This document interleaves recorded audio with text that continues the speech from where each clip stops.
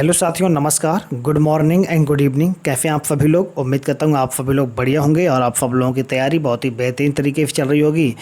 तो फ्रेंड्स, आप सभी लोगों का आपके अपने यूट्यूब चैनल पर स्वागत है। मैं हूं राघवेंद्र यादव। फ्रेंड्स, डिस्कस कर रहे हैं उत्तर प्रदेश लेखपाल भर्ती परीक्षा 2020 के लिए हिंदी की टेट सीरीज चल रही है, जिसमें नेक्स्ट वीडियो है। और तो चलिए फ्रेंड्स, शुरू करते हैं। देखिए फ्रेंड्स, आप लोगों को एक क्वेश्चन के लिए मैक्सिमम 5 सेकेंड का समय मिलेगा और 5 सेकेंड के अंदर ही आप लोग अपना आंसर जो है कमेंट बॉक्स में कमेंट करके हमें ज़रूर बताइएगा। तो चलिए फ्रेंड्स, शुरू करते हैं। पहला प्रश्न यहाँ पर देखते हैं, आनंद मठ किसने लिखा है। ऑप्शन ए है बंकिम चंद्र चट्टोपाध्याय, ऑप्शन बी है शरत चंद्र चट्टोपाध्याय, ऑप्शन सी है रविंद्रनाथ टैगोर, ऑप्शन डी है श्याम सुंदर दास। ये 4 ऑप्शन दे रखे हैं। जो भी आपको आंसर इसमें सही लगे उसका आंसर जो है आप लोग हमें कमेंट बॉक्स में कमेंट करके ज़रूर बताएं। तो इस प्रश्न का करेक्ट आंसर है option number A, Bankim Chandra Chattopadhyay. आनंद मठ के लेखक कौन है? बंकिम चंद्र चट्टोपाध्याय। ठीक है, बात करते हैं यहाँ पर शरत चंद्र चट्टोपाध्याय की। तो इनका एक प्रसिद्ध उपन्यास है देवदास और चरित्रहीन। ठीक है, देवदास का नाम आपने सुना होगा, मूवी है जिसमें शाहरुख खान और ऐश्वर्या राय, माधुरी दीक्षित वगैरह ये दो लोग हैं। ठीक है, बात करते हैं रविंद्रनाथ टैगोर। तो रविंद्रनाथ टैगोर की महत्वपूर्ण जो कृति है वो है गीतांजलि। ठीक है, गीतांजलि और गोरा। और श्याम सुंदर दास की साहित्य लोचन। ठीक है, तो ये इनकी कृतियाँ थीं। अब बात करते हैं नेक्स्ट क्वेश्चन की। नेक्स्ट क्वेश्चन आपके स्क्रीन पर आ चुका है। जयशंकर प्रसाद की प्रसिद्ध कृतिका का नाम क्या है? ऑप्शन ए है मृगनयनी, ऑप्शन बी है कादम्बरी, ऑप्शन सी है कामायनी और ऑप्शन डी है गीतांजलि। तो इस प्रश्न का correct answer option number C, Kamayani. ठीक है, जयशंकर प्रसाद की प्रसिद्ध कृति कौन सी है? कामायनी।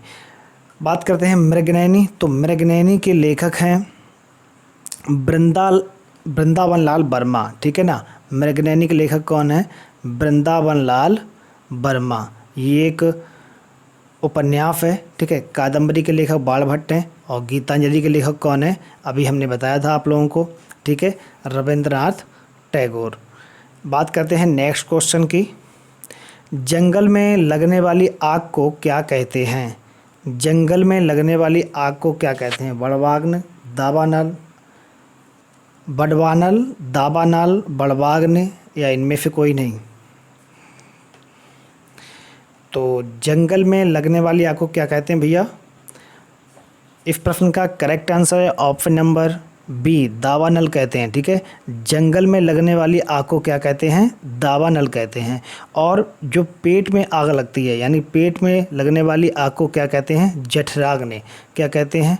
जठराग्नि कहते हैं। ठीक है, ये नोट कर लीजिएगा, एग्जाम में पूछे जाते हैं। इसके बात करते हैं जो समुद्र में आग लगती है उसको क्या कहते हैं? बड़वाग्नि। ठीक है, ऑप्शन नंबर डी करेक्ट है।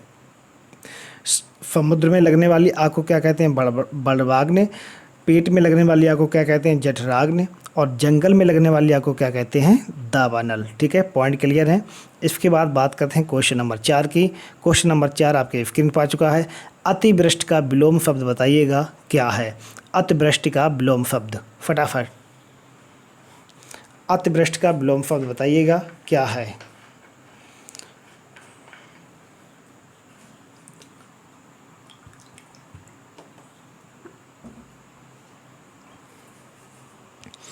तो इस प्रश्न का correct answer option number B, अल्पवृष्टि। ठीक है, option number B correct answer है। अतिवृष्टि का विलोम शब्द क्या होगा? अल्पवृष्टि। नेक्स्ट क्वेश्चन, रहीम का पूरा नाम क्या था? रहीम का पूरा नाम क्या था? तो इस प्रश्न का करेक्ट आंसर है ऑप्शन नंबर सी, अब्दुल रहीम खान खाना। रहीम का पूरा नाम क्या था? Abdul Rahim Khan Khana. Option number C correct answer. Next question है, महोत्सव का संधि विच्छेद क्या है? महोत्सव का संधि विच्छेद क्या है? फटाफट बताइएगा आप लोग, महोत्सव का संधि विच्छेद क्या है?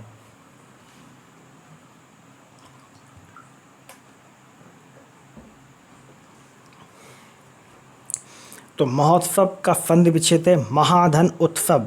महाधन उत्सव option number A correct answer. ठीक है, महाधन उत्सव क्या होता है बेटा? महोत्सव होता है। और इसमें संधि पूछी है तो संधि कौन सी है?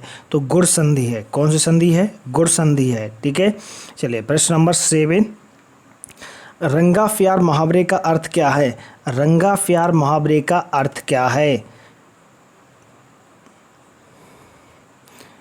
तो इस प्रश्न का करेक्ट आंसर है ऑप्शन नंबर बी धोखेबाज व्यक्ति। धोखेबाज व्यक्ति, रंगा प्यार का मुहावरे का अर्थ क्या है?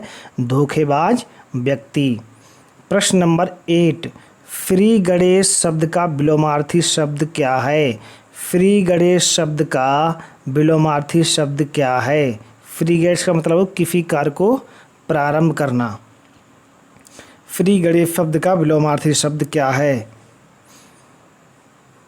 इस प्रश्न का correct answer option number D इत्फ्री। ठीक है, option number D correct answer इत्फ्री। फ्री गणेश का विलोमार्थी क्या है? इत्फ्री। चलिए प्रश्न नंबर 9, संप्रति का अर्थ क्या है? संप्रति का क्या अर्थ है?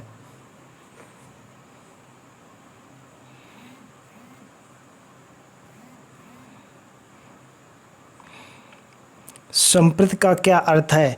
तो इस प्रश्न का correct answer option number C वर्तमान में। संप्रति का क्या अर्थ है? वर्तमान में। चलिए प्रश्न नंबर 10, बेपेंदी का लोटा मुहावरे का अर्थ क्या है? बेपेंदी के लोटे के मुहावरे का अर्थ क्या है? बताइएगा आप लोग। बिन पेंदी का लोटा, इसका अर्थ क्या है? तो इस प्रश्न का correct answer option number B स्थिर विचारों का ना होने वाला। स्थिर विचारों का ना होने वाला, option number B correct answer.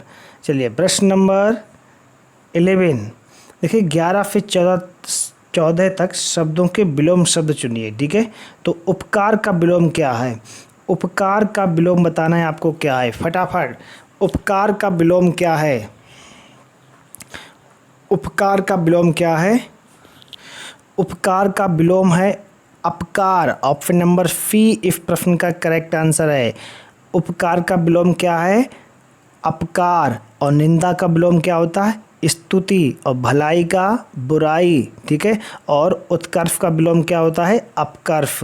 ठीक है, चलिए प्रश्न नंबर 12, गंभीर का विलोम शब्द बताना है आपको। गंभीर का विलोम शब्द क्या है? गंभीर।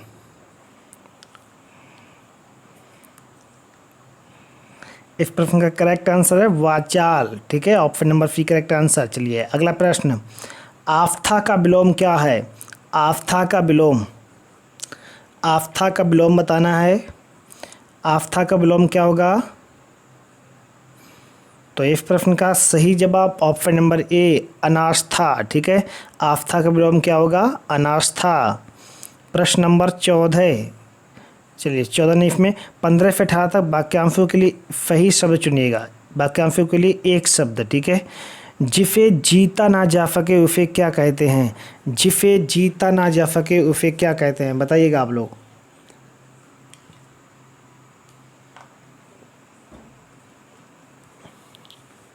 तो इस प्रश्न का correct answer option number D Ajay. ठीक है, option number D correct answer. अगला प्रश्न, किसी काम को चित्त लगाकर करने वाले को क्या कहते हैं? ऐसा व्यक्ति जो अपने काम को बहुत ही मन से करता हो, चित्त लगाकर करता हो, ध्यान लगाकर करता हो, उसको क्या कहते हैं? इस प्रश्न का correct answer option number B दत्तचित्त कहते हैं। क्या कहते हैं भैया? दत्तचित्त कहते हैं। चलिए प्रश्न नंबर 17 आ चुका आपके स्क्रीन पर। स्त्री जो कविता रचती हो उसके लिए वन वर्ड बताइएगा। स्त्री जो कविता रचती हो उसको क्या कहते हैं?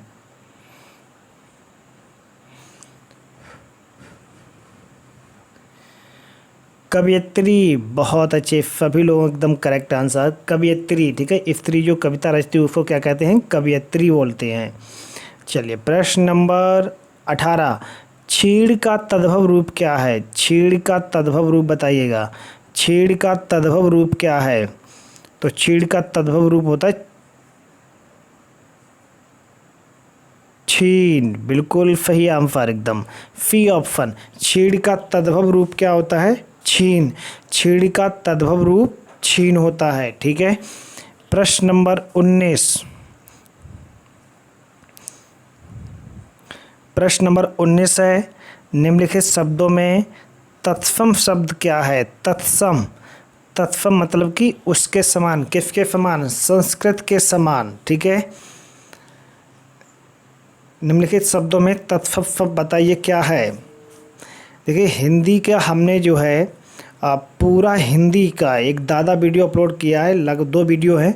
एक लगभग 4 घंटे का आसपास का है और एक वीडियो लगभग 6.5 घंटे का आसपास का है। पूरी हिंदी लगभग 10 से 11 घंटे में हमने समेटने का प्रयास किया है।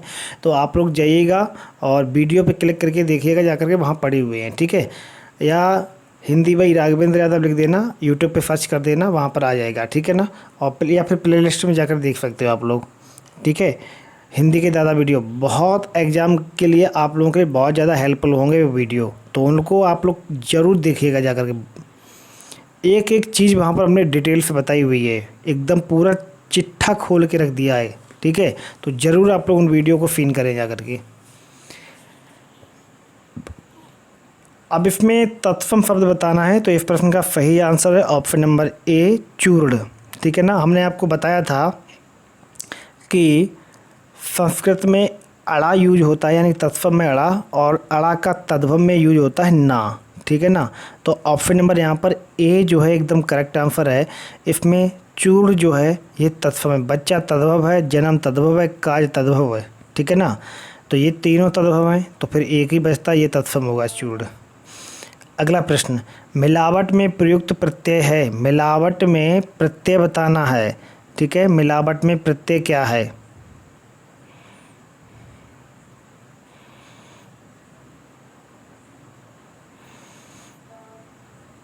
तो मिलावट में प्रत्यय है आवट। ठीक है। Option number C correct answer. मिलावट में प्रत्यय क्या है? आवट। ठीक है। प्रत्यय हमेशा शब्द के पीछे लगते हैं। संप्रदान की विभक्ति बतानी है। ठीक है। संप्रदान क्या है? कारक है। ठीक है। कारक एक प्रकार है संप्रदान कारक। तो संप्रदान की विभक्ति क्या है? तो संप्रदान की विभक्ति है के लिए। Option number A correct answer है। ठीक है। के लिए। प्रश्न नंबर 22, सर्वनाम के कितने प्रकार हैं? सर्वनाम के कितने प्रकार हैं? बहुत नॉर्मल क्वेश्चन है। सर्वनाम के कितने प्रकार हैं? Option number A correct answer. ठीक है। Option number A correct answer. सर्वनाम के कितने प्रकार हैं? 6 प्रकार हैं। ठीक है। पुरुषवाचक सर्वनाम, ठीक है, निजवाचक सर्वनाम और अनिश्चयवाचक सर्वनाम, निजवाचक सर्वनाम, और इसके बाद जो है सार्वनामिक। ठीक है। और लास्ट जो छठा बचता है वो कौन सा है आपका? प्रश्नवाचक सर्वनाम। ठीक है। एक ट्रिक हम बता दे रहे हैं, इसको याद कर लीजिएगा। पुनि, पुनि आने सप्रा। ठीक है। पुनि अन सप्रा, ये याद कर लीजिएगा आप लोग। पुनि अन सप्रा ये सर्वनाम की ट्रिक है। ठीक है। ये देखिएगा, 2 यहाँ से, 2 यहाँ से, 2 यहाँ से, 6 प्रकार के हो गए। ठीक है। इस तरीके से। अब चलिए प्रश्न नंबर 23, ब्रह्मास्त्र का सही संधि विच्छेद है। ब्रह्मास्त्र का सही संधि विच्छेद क्या है? तो ब्रह्मास्त्र का सही संधि विच्छेद है ब्रह्माधन अस्त्र। Option number A correct answer. ठीक है ना। ब्रह्मास्त्र का सही संधि विच्छेद क्या है? ब्रह्माधन अस्त्र। ठीक है। ब्रह्माधन अस्त्र, बिल्कुल एकदम। चलिए प्रश्न नंबर 24, विद्यालय शब्द में है। विद्यालय शब्द में है कौन सी संधि है? स्वर संधि है कि व्यंजन संधि है कि विसर्ग संधि है कि इनमें से कोई नहीं है? विद्यालय में कौन सी संधि है बताइएगा आप लोग। विद्यालय में कौन सी संधि है? स्वर संधि है। ठीक है। और स्वर संधि में कौन सी संधि है ये आप लोग कमेंट करके हमें बताएं। स्वर संधि में कौन सी संधि है? ठीक है। स्वर संधि में कौन सी संधि है? अगला प्रश्न 25 नंबर। अगला प्रश्न है, सरल या साधारण वाक्य किसे कहते हैं? सरल या साधारण वाक्य किसे कहते हैं? सरल या साधारण वाक्य किसे कहते हैं?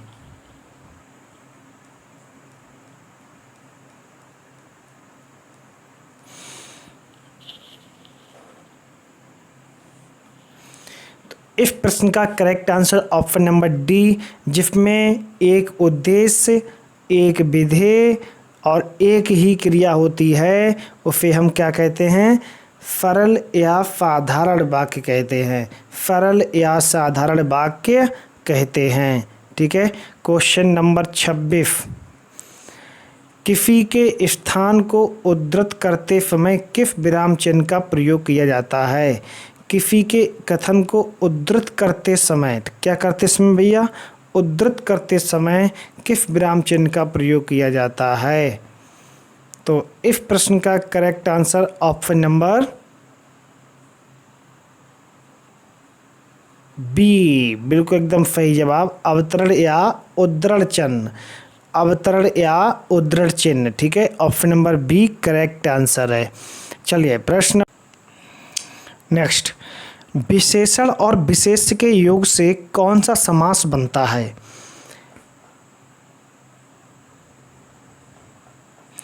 विशेषण और विशेष्य के योग से कौन सा समास बनता है? तो इस प्रश्न का सही जवाब है ऑप्शन नंबर ए, कर्मधारय समास। ठीक है, कर्मधारय समास। विशेषण और विशेष के योग से अगर आपसे पूछा जाता है किस समास का निर्माण होता है, तो उसमें कर्मधारय समास का नाम पहले आता है। ठीक है, कर्मधारय समास। जैसे महात्मा हो गया, नीलकंठ हो गया, ठीक है ना, नीलगाय हो गया, इसमें सब में क्या है? कर्मधारय समास है। अगला प्रश्न, आम्र का पर्यायवाची है। आम्र का पर्यायवाची है। फैकार नहीं है, सौरभ नहीं है, फेब नहीं है, option number D correct answer है रसाल। ठीक है ना, option number D correct answer रसाल है। अगला प्रश्न, सर्प के लिए उपयुक्त शब्द नहीं है। ठीक है, सर्प के लिए उपयुक्त शब्द नहीं है। सर्प के लिए भुजंग है, ब्याल है, नांग है, लेकिन क्या नहीं है? कनक नहीं है। ठीक है, कनक का अर्थ क्या होता है? कनक का अर्थ होता है या तो धतूरा या फिर सोना। ठीक है ना, धतूरा या फिर सोना। तो आज का ये टेस्ट समाप्त होता है। ठीक है, यदि आप लोगों को वीडियो पसंद आया हो तो वीडियो को लाइक करना आप लोग बिल्कुल मत भूलिएगा। साथ में आप लोग चैनल को सब्सक्राइब कर लीजिएगा, जिन बच्चों ने अभी तक चैनल को सब्सक्राइब नहीं किया है। ठीक है, चैनल को सब्सक्राइब करने के बाद आप सभी लोग बेल आइकन को प्रेस कर लीजिएगा, जिससे आप लोग लेटेस्ट वीडियो की अपडेट मिलती रहे। और वीडियो को ज़्यादा से ज़्यादा आप लोग शेयर करिएगा। जितने भी आपके पास स्टडी ग्रुप हैं, ये व्हाट्सअप, फेसबुक वगैरह, जहाँ भी आप शेयर करना चाहते हैं, थोड़ा सा प्रयास जो है आप लोग जरूर करिएगा हमारी तरफ से। ठीक है, वीडियो को ज़्यादा से ज़्यादा आप लोग शेयर करिएगा। ठीक है, ज़्यादा से ज़्यादा लोगों को इसका लाभ मिल सके। ठीक है, तो आज के लिए बस इतना ही, मिलते हैं फिर नेक्स्ट वीडियो में। Thank you for listening, thank you for watching. जय हिंद, जय भारत। आपका दिन शुभ और मंगलमय हो।